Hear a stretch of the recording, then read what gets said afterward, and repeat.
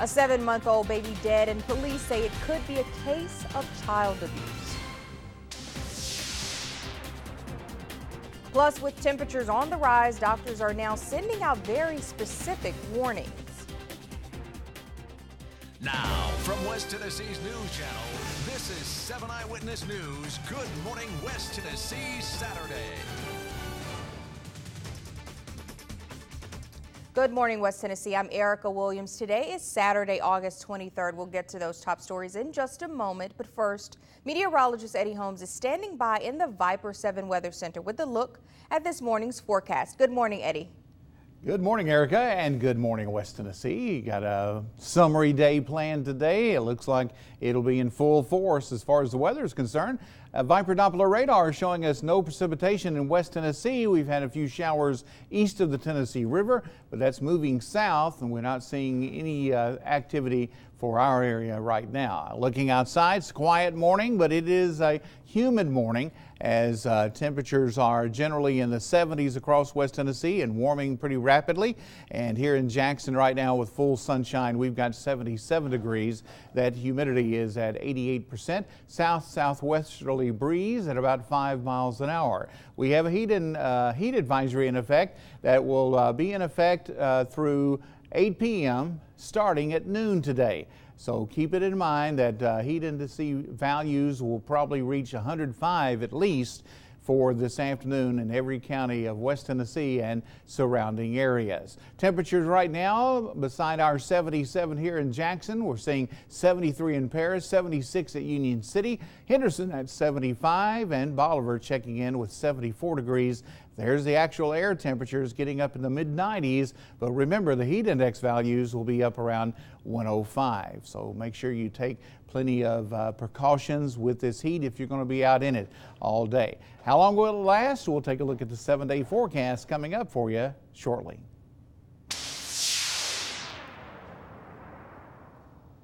Well, new this morning, a Brownsville woman has been charged with reckless endangerment after police say she left her 3-year-old in a hot car. According to Brownsville police, Ebony Gray left the child unattended in the car on Thursday. They say the car was not running, but 2 of the windows were rolled down just a little. Someone passing by noticed the child in the car and called police. Investigators say the temperature was around 92 degrees at the time. The child is okay and suffered no injuries, but has been placed in the care of a grandparent during the investigation. Well, a possible case of child abuse is being investigated after the death of a 7-month-old boy in Benton County. WBBJ 7 Eyewitness News reporter Dan Leporello has the devastating details. Here is where officers say they tried to revive a 7-month-old boy. His life hadn't even begun and it's already gone. And, you know, as a mom and a grandma, I think that's just frightening. The Sheriff's Department says the family was just 6 miles away from the hospital when they had to pull over here on the side of Highway 641 in Benton County to call an ambulance because they didn't think their child would make it the rest of the way. The baby was gasping for air, a real faint heartbeat. The child's mother and her boyfriend have been brought in for questioning. According to the Sheriff's Department, there was a history of domestic violence in the home and 3 children have been taken from the mother in the past. Sheriff King says medical staff tried to revive the child. I've never seen so many people working on one person. You know, they did everything they could do. Sheriff King says currently no charges have been filed. In Benton County, Dan Lamparello, WBBJ 7 Eyewitness News. Child Services and the TBI are assisting with the investigation. Well, a stepmother says she is heartbroken after custody of her stepson is given back to his biological mother. Kelly McKinney says she's cared for her stepson for more than 7 years. The boy's biological mother was accused of abusing a different child in 2007. The child abuse charge was dropped and she pled guilty to aggravated assault, a lesser charge, and was sentenced to 6 years behind bars. Under Tennessee law, step-parents don't have rights in custody cases. McKinney says she doesn't think uprooting her stepson was in his best interest. I've had him for over 7 years, the last 2 years on my own, and I never even knew anything about it. They didn't call me, they didn't summons me to court, they didn't ask me anything. Hear more of what McKinney has to say coming up in about 25 minutes in the second half of Good Morning West Tennessee.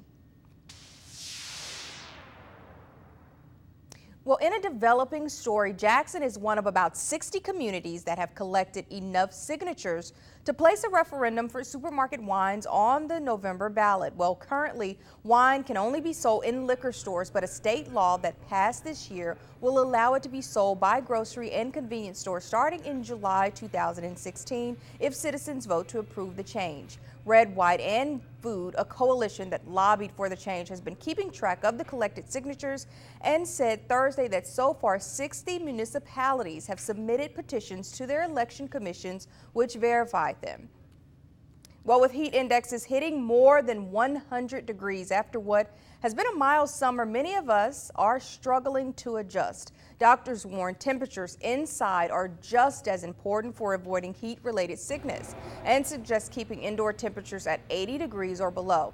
They also say symptoms from heat illnesses can show up days after outdoor activities. They wake up and they feel bad, they may be confused, they're not themselves, they're sick, and as we take the history, we find out a couple of days ago they were out in the heat, maybe mowing their grass or working in their yard more than usual, and they have not recovered for it. Staying cool can also come with a heavy price on energy bills. Staff at JEA say about 55% of a utility bill comes from the thermostat. Freebox fans are available through RIFA for those without working air conditioning or if you only have a window unit in your home. RIFA says after giving away almost no fans this summer, so far this month, the agency has given out 14 fans as the temperatures have increased. If you would like to request a fan, go to RIFA's office on Airways Boulevard. Make sure to bring a photo ID, social security cards for everyone in the home, and proof of residency. Well, get ready for the Cannons. The Jackson Symphony is hosting its annual Starlight Symphony tonight. The free event is held on the grounds of First Presbyterian Church. Music begins at 7:30, and musical director Peter Shannon says it's a family event. And yes, the cannons will fire during the 1812 overture. Shannon says expect for this year's concert to last longer than in past years. We're going to have a short first half of about 35 minutes of classical pops, so classical music, but all the tunes that people know and love. First Presbyterian Church is located on North Highland near Skyline Drive and the Medical Center. Well, a local community honors their county mayor tonight. In Hardeman County, a celebration is being held for Mayor Willie Spencer. He's set to leave office in September after serving 2 terms. Mayor Spencer ran for a 3rd term in August but fell short. But he did make history as Hardeman County's first African-American mayor. The event, put on by community members, will be held at the Bolivar National Guard Armory tonight at 6. Well, the man in charge of security for Ferguson, Missouri had some good news in his latest news briefing. Arrests during protests have dwindled down to nothing. It comes 2 weeks after a white police officer fatally shot Michael Brown, an unarmed black teenager, sparking outrage. Protesters have taken to the streets daily in the mostly black city, sometimes clashing violently with officers. Captain Ron Johnson gave the stats for this week. Tuesday night through 2 a.m., the number of arrests was 47. Wednesday night, the number of arrests was 6. Last night, it was 7. And tonight, it is 0. Michael Brown's funeral will be held on Monday at the Friendly Temple Missionary Baptist Church in St. Louis. Well, another family in mourning gets a special call from the Pope. According to the director of the Holy See Press Office, Pope Francis called the family of James Foley. He's the American journalist beheaded by ISIS earlier this week. Foley was beheaded by ISIS, also known as ISIL or the Islamic State. Now, the execution was captured on video and posted online this week. Foley worked for the U.S.-based online publication Global Post. The spokesperson said Pope Francis called Foley's parents, John and Diane, and consoled them for their loss and assured them of his prayers. Also, according to Foley's brother, a scholarship is being set up in his honor.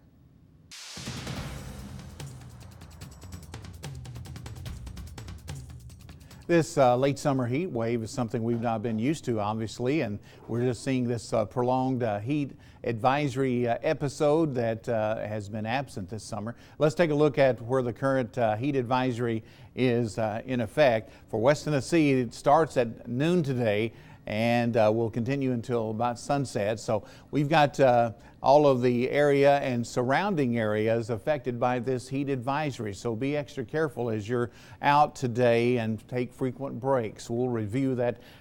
So those safety tips coming up in our next weather update. You can see that we had some thunderstorm activity that moved through western Kentucky and is dwindling out. Some more activities trying to get started back in southern Illinois. This reflects a boundary that may be in the area. And this afternoon we may see some around the Tennessee River. So it looks like the prospects for any rain are slim, but there may be a pop-up renegade shower or a thunderstorm. So the heat advisory is in effect from noon till 8 o'clock. We'll probably have a heat advisory tomorrow, and we got some rain in the forecast for early next week. We'll look at that in the 7-day forecast coming up.